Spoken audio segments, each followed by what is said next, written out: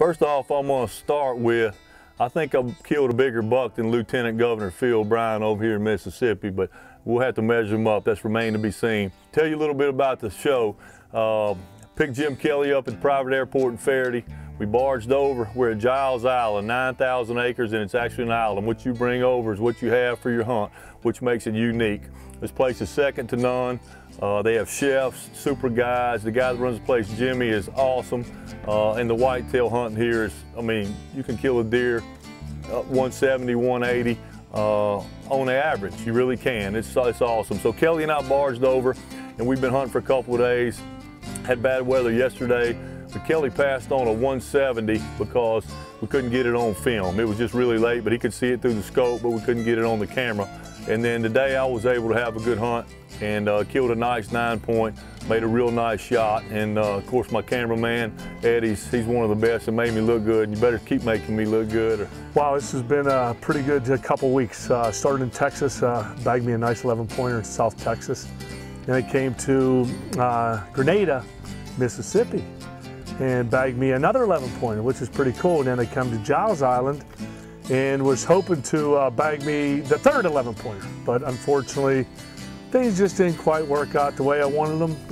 Had a really beauty in my sights, had it beaded right in, and unfortunately we didn't have enough light and it was pouring down rain to get it on film. So of course, being the gentleman that I am, I didn't shoot it because it wouldn't have been on film. But there's always next year. But what a great time it's been at Giles Island, just to be around the people and just to experience this. Just amazing, the amount of whitetail they have, the deer, and of course, being in January and sitting in the woods in the early morning and hearing the turkeys gobbling off the roost. Probably heard 50 or 60 gobbles from about 4 or 5 toms. That's what amazed me. But the people and of course the friends that you develop, plus they were kind enough and gracious enough to donate a turkey and a deer hunt next year for my son's foundation, which is Hunter's Hope. And of course, every time I come to Mississippi, I try to give back something, because I understand now what it's all about, to help the kids that are a lot less fortunate. Guys, you know, like Ken Hall, I come to his tournament to benefit the children's charity, cancer charities right here in Mississippi. So unfortunately for me, with my son and being diagnosed with a fatal illness and passing away at the age of 8 years old, I understand what it's like to give back and to see what we can do to help others that are less fortunate, the kids that maybe their dreams won't come true tomorrow, but making their tomorrows a little better today for what we all do, because as we say in football, it takes a team. And whether it's on a football field, a basketball court, or even in a community, trying to make a difference in somebody's lives. That's what it's about. The accommodations of this camp, equivalent to a 5-star hotel. Yeah, from the food, again, the staff, the hospitality, the rooms that you stay in, anything you may need or want, all you gotta do is ask, it's here. It's just like being in your own home. Was there something you wanted to say? Yeah. Just as a woman hunter, this is my first trip away, and I was a little nervous about being alone with a manly guide in the forest.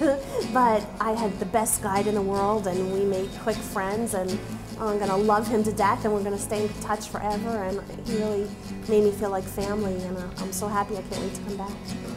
The deer on this island are really beyond what we expected.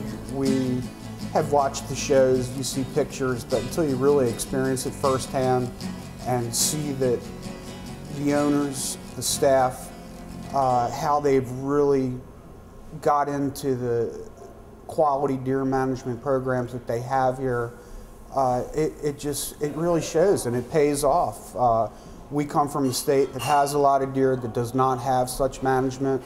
And even people at home wonder why we travel 1,300 miles to come shoot a whitetail when we literally have them in subdivisions in our backyards. But when you come here, especially from where we come from, to sit down and watch 4-year-old bucks walk by that you can't pull the trigger on, and I am one of those that can testify that I had a 170 class whitetail go by me that I couldn't shoot, and it was just an honor and a privilege to see how the management programs here work And again, all the efforts of the people that own and operate this certain facility, from the food plots and how they allow the deer to age, and it pays off. And between the genetics and the quality program that they have here, there's no place that I would suggest that you could go. People talk about Saskatchewan, Canada, Alberta, or Texas, bar none. I'll never go anywhere else but Mississippi. The mainstay on Giles Island, in other words, the revenue, the breadwinner on Giles Island is the deer hunting, and it is fabulous. And we've worked hard to get it to where it is, and we're going to keep improving on it, enhancing the habitat and all and whatnot. We do a lot of supplemental feeding, but we also do some other off-season activities, so the turkey season, along with some fishing, coupled with some bed and breakfast and corporate retreat type. We can accommodate about 20 people on corporate retreat in the off-season to get us a little revenue stream going in the off-season, and anything else we can come up with, you know. Some people just want to come and do some bird watching, photographing of deer or wildlife, alligators, birds, whatever. You know, we get all kinds of people from all over the United States.